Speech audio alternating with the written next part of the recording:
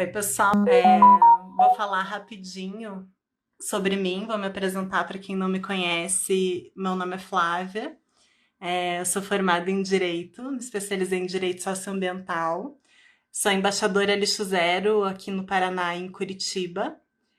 E há 10 anos estudo e trabalho em temas relacionados ao meio ambiente, à sustentabilidade, permacultura, agroecologia e a compostagem. Então, hoje a gente está muito feliz porque vamos conversar com o Marquito, uma pessoa que nos inspira bastante, que foi quem protocolou a lei, instituiu a lei lá em Florianópolis. Ele acabou de entrar, vou colocar ele aqui. Oi, Marquito. Alô? Oi, Flávia, tudo bem? Tudo ótimo com você? Tá me ouvindo bem? Eu tô, aham. Você tá me ouvindo Tá bem ouvindo também? bem? Eu Como tô. que tá? Tá bom? Tá ótimo. E primeiro agradecer bastante, Marquito, a sua presença aqui hoje. Eu estava introduzindo um pouquinho, dizendo que a gente esteve juntos no Encontro Lixo Zero, Tá. aqui em Curitiba, e que a sua fala foi muito inspiradora, que a sua atuação aí em Florianópolis nos inspira bastante. Uhum. E eu sei que você já trabalha e desenvolve a compostagem de diversas formas, muito antes de ser vereador, né? Então, eu queria te convidar para você se apresentar um pouquinho e também contar um pouco dessa história. Tá, beleza. Então, Flávia, primeiro aí parabenizar por esse espaço que tu tá criando também de construir esses debates, né? Vai ter hoje, sábado, tu também tá marcando uma com o professor Germano, né? Então, parabenizar por trazer esse tema. Me apresentando rapidamente, né? Eu sou Marco José de Abreu. Estou como vereador na cidade aqui de Florianópolis nesse momento, né? Pelo PSOL, mas sou engenheiro agrônomo de formação, fiz mestrado no programa de pós-graduação em agroecossistemas, né? Sempre trabalhei com o tema da agroecologia, e aí a partir da agroecologia as suas, as suas derivações, né? Então, com agricultura urbana, com compostagem, permacultura, direito humano à alimentação adequada, segurança alimentar e nutricional, né? E a gente acaba desenvolvendo várias ações, além dessa vida atuante como ativista, né, desses temas, também tem uma prática aqui em casa bem demarcada por esses temas. Então a gente vive numa casa que tem telhado verde, banheiro seco, faço compostagem dos resíduos dos banheiros há mais de 15 anos, né? A gente tem uma atuação do campo prático, né? Na coerência entre aquilo que coloca enquanto projeto de sociedade, mas também nas práticas cotidianas, né?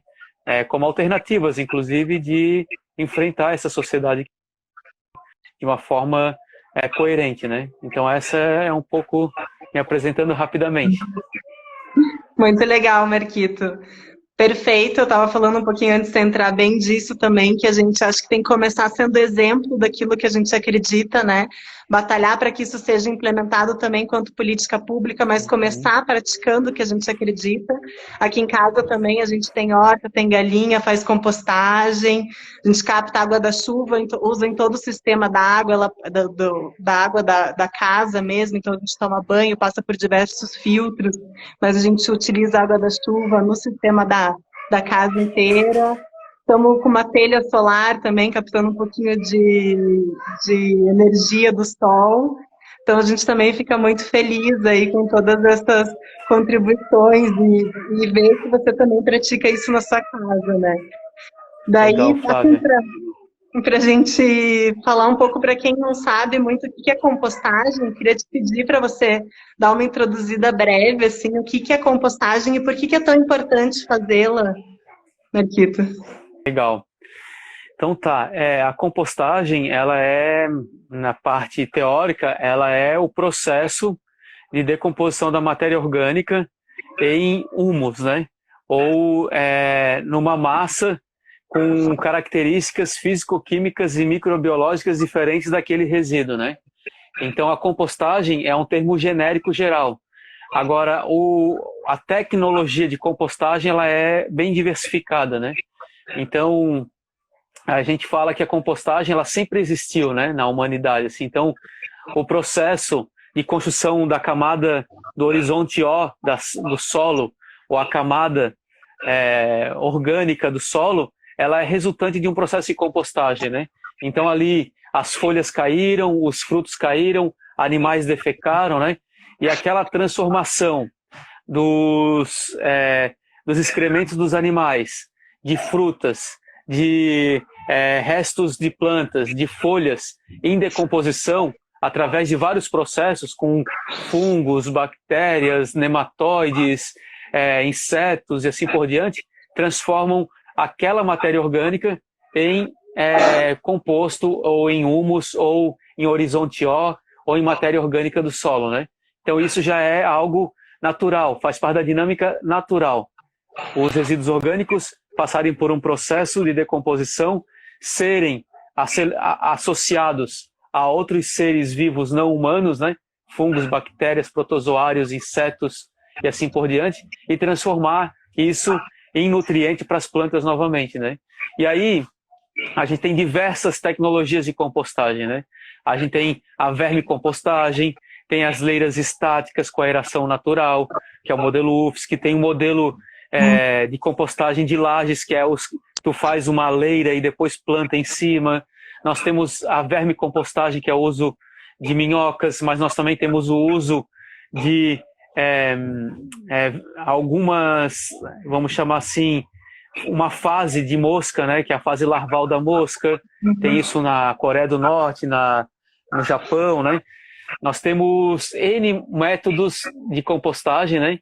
Mas eu sempre falo que o mais importante é entender que se tu está fazendo qualquer método desses e não está dando cheiro e nem atraindo vetores, então tu está fazendo o método mais adequado possível, né? E a forma muito clássica que historicamente as pessoas usaram, que é enterrar o lixo orgânico ou o resíduo orgânico no próprio terreno e aquilo se transformar em matéria orgânica, né? Então, é isso, né? Isso que é a compostagem na minha rápida explicação, né? Muito importante. E em relação aos municípios, Marquito, por que é tão importante que os municípios compostem? Então, é super importante entender que a gente se estruturou em cidades, né? Essas cidades, elas estão cada vez mais adensadas, então o planeta como um todo passou a ser um planeta urbano. Nós temos muito mais pessoas nos centros urbanos do que nas áreas rurais. Isso significa que a gente está super adensado, né? Então, compostar nas cidades, fazer compostagem nas cidades é fundamental para garantir minimamente um equilíbrio ambiental. Por quê? Porque a gente está trazendo nutrientes através dos alimentos, né, de todos os lugares. Então a gente está trazendo fósforo, potássio, nitrogênio, molibdênio, micro e macronutrientes. Traz para as cidades, se alimenta desses nutrientes, e uma parte a gente transforma em resíduo, em lixo orgânico, e outra parte a gente transforma em fezes humanas e excrementos humanos, né? E a gente não retorna esses micro e macronutrientes para o ciclo da vida. E aí a gente precisa extrair de fontes naturais e sintéticas micro e macronutrientes para produzir novos alimentos. Então a gente está num ciclo altamente prejudicial, porque a gente, para produzir alimentos, a gente precisa de fertilizantes químicos sintéticos, extraídos de fontes naturais, que são minas, ou extraídos da síntese química a partir do petróleo, né? Altamente prejudicial ao meio ambiente. E trazendo para a cidade, a gente transforma isso num grande problema. Trazendo para a cidade um grande problema, a gente gasta muito dinheiro para resolver isso. Então as cidades gastam a limpeza urbana, o tratamento dos resíduos sólidos está sempre entre as 5 principais cidades. Em Florianópolis é a terceira principal gasto do orçamento público, né?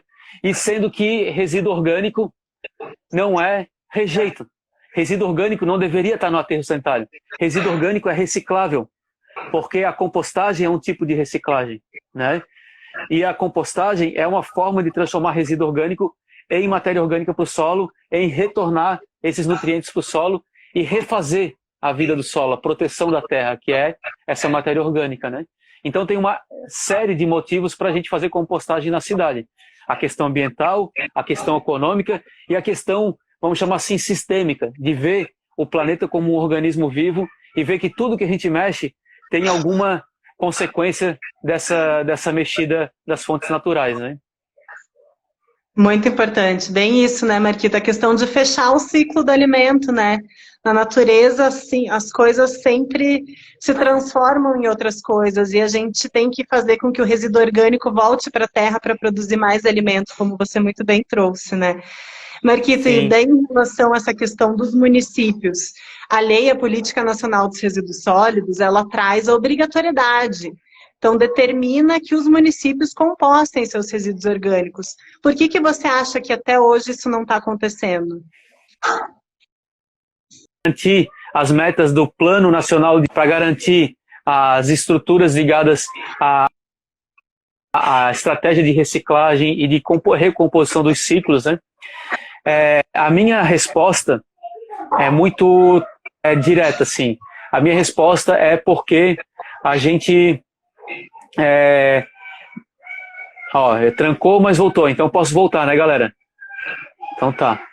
A minha resposta é, primeira, os resíduos sólidos, eles são de muito interesse econômico. Então, nas cidades, a limpeza urbana, as etapas da limpeza urbana, da coleta, do transporte e do tratamento desse no final, é sempre fruto de algum contrato de muito dinheiro.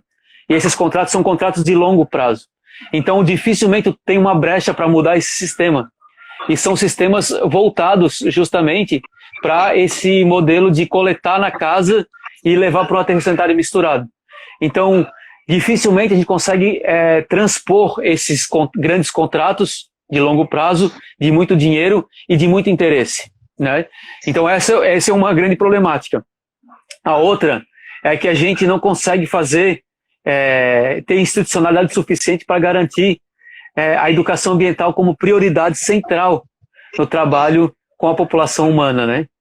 E, nesse sentido, nos faltam elementos de educação ambiental realmente concreta. Então, a gente trabalhou muito tempo com compostagem e na época que eu trabalhava no CEPAGRO, eu fui convidado pela Rede Sesc para implementar o projeto de compostagem institucional nas redes hoteleiras. E quem contratou a gente foi o setor de educação, porque queria uma educação ambiental na prática.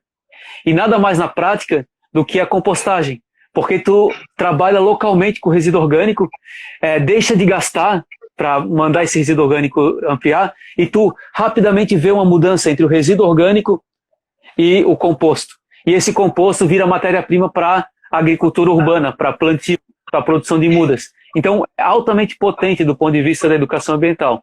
Então, além de ser uma institucionalidade muito grande e de muito interesse econômico, também nós temos aí uma defasagem do ponto de vista da educação ambiental. E um terceiro ponto é que a gente não está acostumado com uma visão sistêmica de cidade, de sociedade, de meio ambiente e saúde. Se para nós a promoção da saúde, a promoção e a garantia de um meio ambiente equilibrado fossem prioritários, a gente com certeza estaria fazendo uma outra gestão de resíduos, né? Baseadas naquelas premissas. Primeiro, não utilizar, então reduzir o consumo, depois rever esse consumo, né? Depois reutilizar aquilo que foi gerado, reciclar, e aí sim, por fim, a gente ter outras saídas, né? Mas eu acho que essa base da educação ambiental ela é fundamental, a gente romper com esses interesses econômicos dos grandes contratos da limpeza urbana e a gente construir um pensamento sistêmico de sociedade para a gente garantir que a gente consiga entender que a gente precisa de economias cíclicas, circulares, e que os ciclos se refaçam, senão a gente está perdido enquanto sociedade. Essa é grande real, né? Verdade. Marquito, em relação especificamente à lei que vocês conseguiram aprovar aí em Florianópolis, primeiro te parabenizar muito pelo trabalho que vocês estão fazendo. Inspira muita gente, não só em Florianópolis, mas acho que como no Brasil inteiro. E gostaria de saber mais como que foi a aprovação dessa lei. Gostaria de saber de você se houve grande participação da sociedade civil, se as pessoas apoiaram, como que está essa questão aí em Florianópolis? Tá, vamos lá. Então, assim, a lei da compostagem, né, é uma lei que ela foi construída a várias mãos. Então, é uma lei também que ela não sai da minha cabeça, da minha vontade, do meu interesse individual, né? Ela já é um acúmulo daquilo que aconteceu por quase 20 anos na cidade de Florianópolis, né? Ela tem ali um berço na Universidade Federal de Santa Catarina com o professor Rick Miller, dos movimentos que circularam, né? Associação Orgânica, Família Casca, Revolução dos Baldinhos, Brotei, Destino Certo, Composta Aí, uma série de iniciativas, a Rede Sesc, né? Então, a Rede de Compostagem Municipal. Então, uma série de iniciativas, né, de compostagem, de ações concretas e reais, e que elas dão origem a um processo de reuniões que a gente sai com uma proposta de uma lei. Por quê? A gente não tinha nenhuma referência, não existia nenhuma lei da compostagem no Brasil, né? Então, a gente construiu essa vamos chamar assim, a gente abriu essa trilha, né?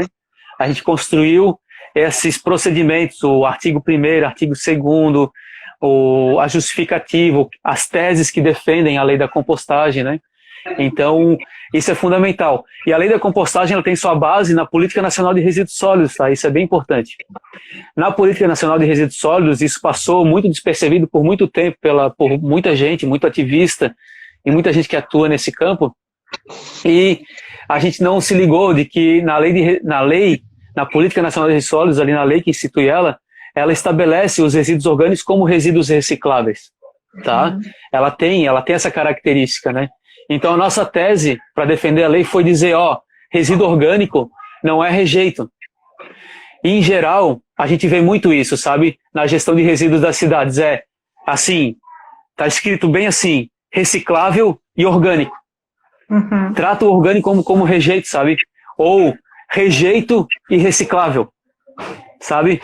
Ou ainda, plástico, papel, vidro, metal e orgânico. Então tem muito dessa confusão do orgânico ser confundido com o rejeito. Então a tese da lei, a gente elaborou toda a lei na sua justificativa, apresentando para o conjunto dos vereadores da Câmara e para a sociedade que resíduo orgânico ele é reciclável, né? E ele é reciclável porque ele tem características de reciclável, através da compostagem e da biodigestão. Ele se transforma num subproduto com uma qualidade para outras finalidades, né? Então, ele se transforma em matéria-prima novamente para outro ciclo, que é o ciclo da agricultura, né? Além disso, a gente defendeu que o aterro sanitário ele é inapropriado enquanto tecnologia para receber os resíduos orgânicos, que é composto por mais de 80% de água, certo?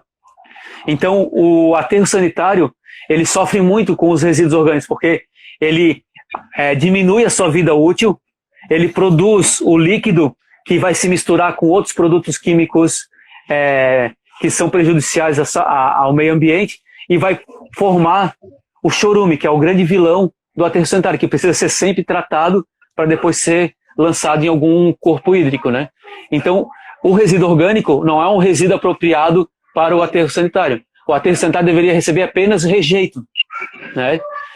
Então, a tese que a gente defendeu foi isso, que o resíduo orgânico não é apropriado para o aterro sanitário, tampouco para lixão, né?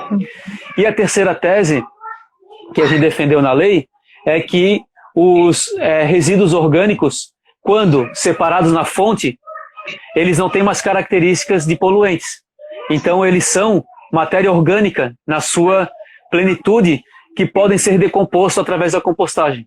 Então, um líquido extraído da composteira doméstica ou de uma leira de compostagem, ele não é um chorume. Esse líquido, ele é um biofertilizante, ele é um adubo líquido, certo? Então, ele não tem características contaminantes, né? Então, essas três teses defenderam a lei da compostagem. E aí a gente fez uma série de reuniões e montou a lei. A lei ela propõe suas etapas de como que ela vai iniciar, quais são que os métodos de compostagem, eles coexistem, que as tipologias de compostagem individual, doméstica, coletiva, comunitária, institucional, industrial e assim por diante, elas coexistem para resolver o problema, né?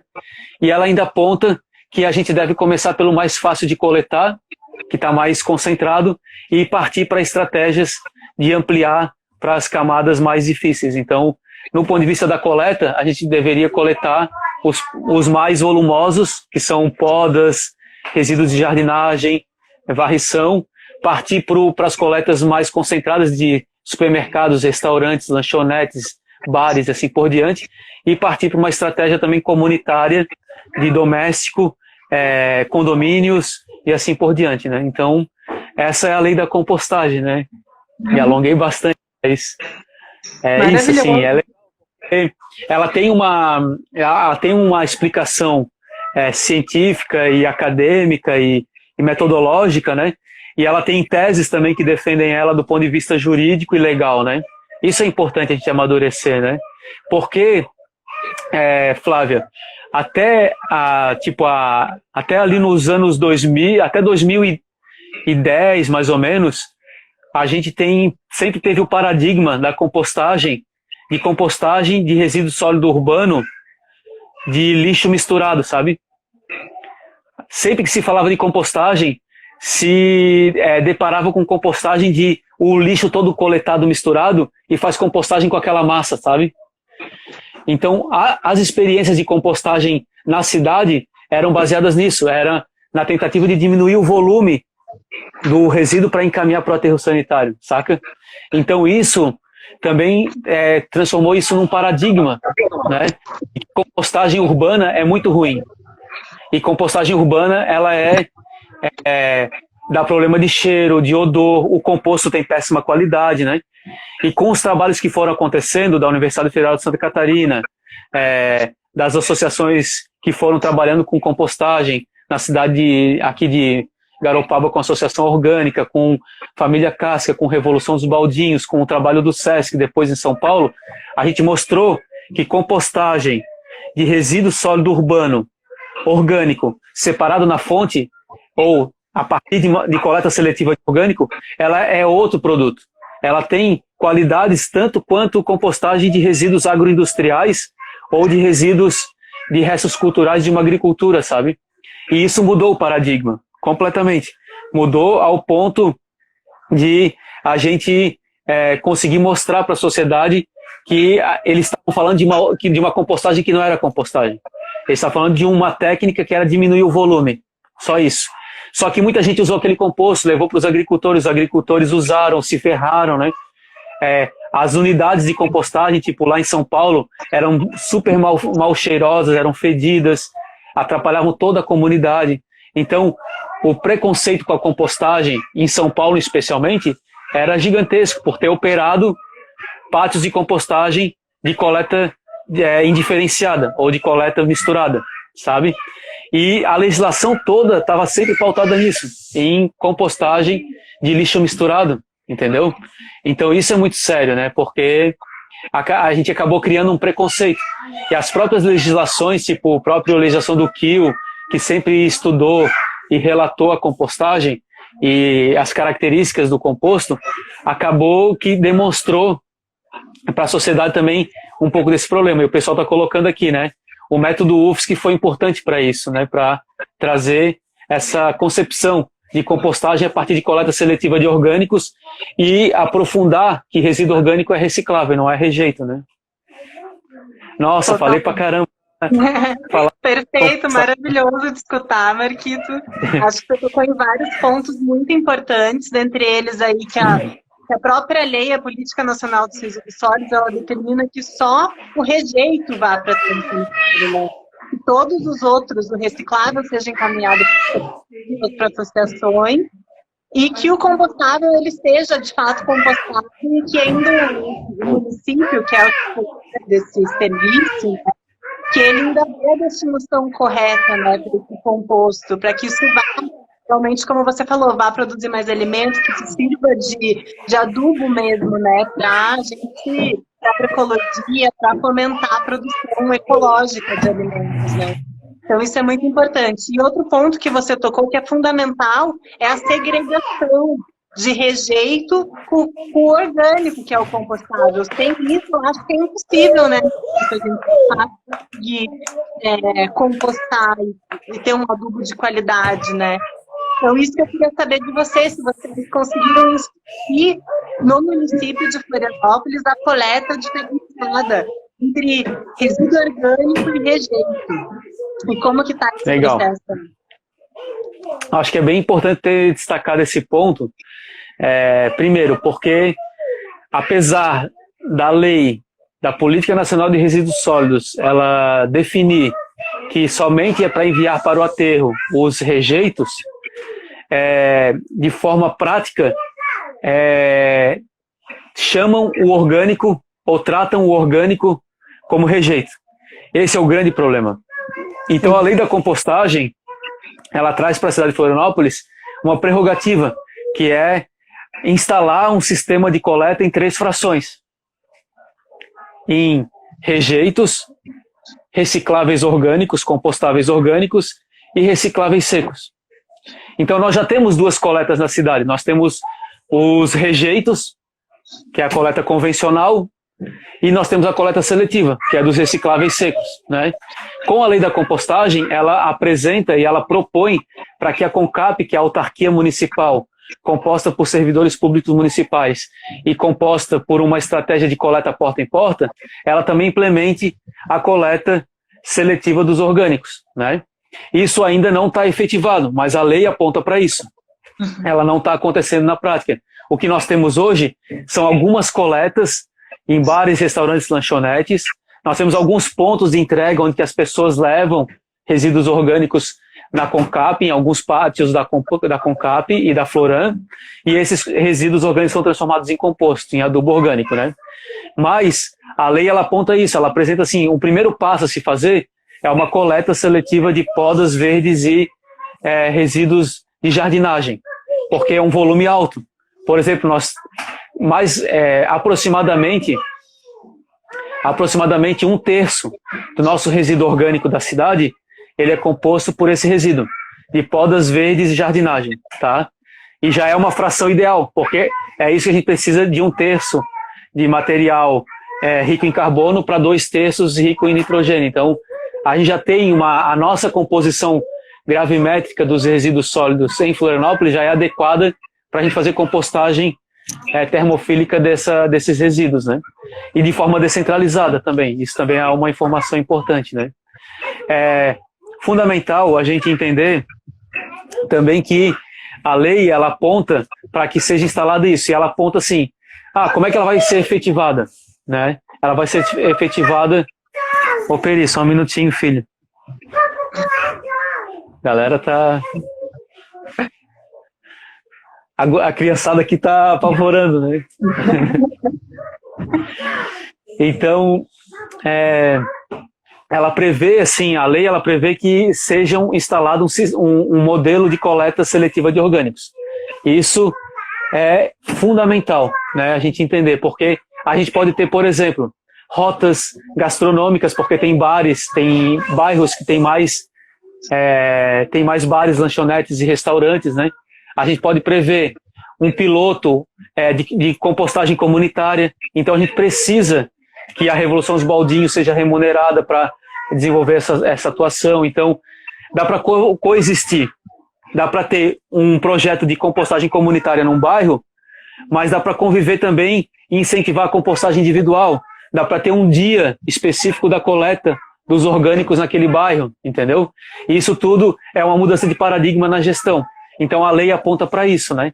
Ela precisa de um documento que regulamenta, que aponta e que constrói esse passo a passo da gestão de resíduos, e ela precisa também ser dialogada com esses trabalhadores da limpeza urbana, porque são eles que vão fazer e vão executar essa lei, né? Além da lei da compostagem, a gente tem uma lei muito importante na Câmara, que é o pagamento por serviço ambiental urbano na gestão de resíduos, que é pagar aquele valor que se paga para o aterro sanitário para uma empresa privada enterrar, transferir ele para as associações e cooperativas de bairro para fazer a gestão dos resíduos, né? Então essa lei é bem importante, ela está na Câmara, tramitando na Câmara para ser efetivada também. Então é uma lei complementar à lei da compostagem, né? Muito importante, perfeito que você trouxe, Marquito. Há algum tempo a gente tem defendido aqui em Curitiba que esse resíduo orgânico ele vá para os agricultores que estão em torno de Curitiba. A gente tem um cinturão verde responsável pela produção de alimentos que vem para a capital. Então a gente tem defendido muito essa ideia também de pagamento por serviços ambientais para os agricultores receberem esse resíduo orgânico, compostarem e usarem ele para a produção de mais alimentos. Então, a gente entende também por essa linha, assim mesmo. Daí, para seguir aqui, eu anotei alguns questionamentos para ti, que eu gostaria de te perguntar em relação à economicidade. A gente sabe que é um gasto muito grande, como você disse, a maior parte dos municípios, esse é até um dado do Instituto Lixo Zero Brasil, de regra, é o terceiro maior gasto dos municípios com a destinação, que daí é lixo mesmo, que é o que vai para aterro, né? Nem é mais resíduo, porque é tudo misturado, como você falou, o orgânico é tratado como rejeito. Ele só fica questão. Então, eu gostaria de saber se há alguma previsão de quanto que isso vai gerar de economia para o município de Florianópolis. Legal. Então, esse eu não falei, mas esse acabou sendo um argumento muito importante durante a tramitação na Câmara, sabe? Porque eu sou um vereador de oposição, então é bem difícil as minhas matérias passarem, é bem difícil assim. Mas apesar disso a gente aprovou muitos projetos, porque o projeto não era meu, sabe? Era de um tecido social, de um coletivo, e nesse coletivo tem gente da CONCAP, tem vários trabalhadores da CONCAP que estão junto, o pessoal da Floran. Então, assim, é um coletivo da sociedade e também do governo que vê a necessidade dessa lei, né? Mas o argumento de diminuir o custo do aterro sanitário foi um argumento muito bem utilizado, sabe? E isso é real e concreto. O que nós estamos defendendo hoje é que esse custo que deixa de pagar para uma empresa privada e até multinacional que leva esse dinheiro embora, esse dinheiro pode circular no território, remunerando pelo pagamento por serviço ambiental estas associações, cooperativas e grupos comunitários, organizações e empreendimentos da economia solidária que fazem esse trabalho, né? Então, ao invés de pagar R$ 138 por tonelada para enterrar, a gente deveria pagar para essas associações e cooperativas fazerem compostagem e até executar reciclagem mesmo, sabe? Porque olha só, Flávia, que doideira. Os catadores, eles vão coletar vidro, por exemplo, e eles vendem 1 quilo de vidro, eles recebem em torno de 2 centavos, 3 centavos, 1 quilo de vidro. Tá? Se a prefeitura paga, se esse mesmo quilo de vidro for na coleta convencional e for para o aterro sanitário, a prefeitura vai pagar 13 centavos,8.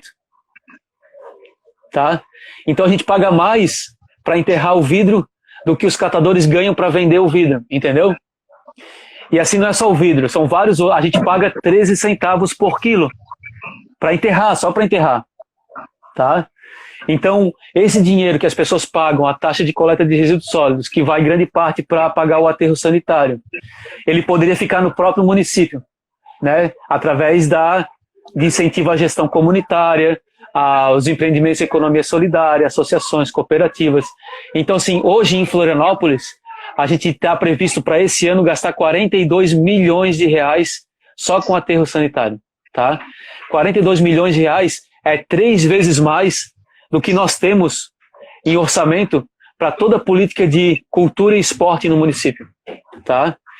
É mais do que nós temos para toda a pasta de assistência social, que são 38 milhões de reais. Então é muito injusto do ponto de vista orçamentário, sabe? E é um contrato de 20 anos que não se acaba, entendeu? E as pessoas têm que se apropriar disso, que elas estão pagando um dinheiro através da taxa que poderia se retornar através de um outro modelo, né? E aí, a lei da compostagem, ela incentiva isso, que é só é possível fazer compostagem de tudo se for um método, se for através da descentralização, da coexistência dos métodos, né? Da convivência de sistemas coletivos, individuais, institucionais, assim por diante, né? E aliado à agricultura urbana, que é a coisa que mais a gente precisa avançar nesse sentido, né? Então, é fundamental pensar isso, porque não é só uma questão de diminuir gasto ou custo, mas é de fazer com que esse custo seja visto através de uma economia circular, da economia criativa, que isso retorne para aquele território, que a gente consiga fazer com que essas atividades ambientais, de educação ambiental, de compostagem, de agricultura urbana, de agroecologia, elas sejam um paradigma profissional para essa mudança de paradigma que a gente precisa nesse momento, sabe? A gente prefere pagar milhões e milhões e milhões num contrato específico para transformar em nada, do que transformar esse dinheiro em economia circular na região, entendeu? Então, o tema economia e ecologia, eles vêm do mesmo sentido, e eles se afastaram, porque a gente não está prevendo os custos ambientais e ecológicos de uma economia que só vê o lucro, sabe? Ou que só vê a tomada de interesses individuais ali. A gente tem que romper com isso, né?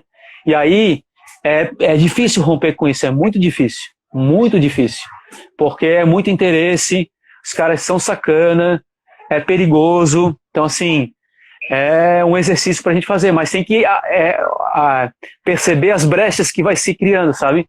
Então os períodos de renovação do contrato, a tentativa de levar para o Ministério Público, para que o Ministério Público garanta que seja aplicada a Política Nacional de Resíduos Sólidos, né?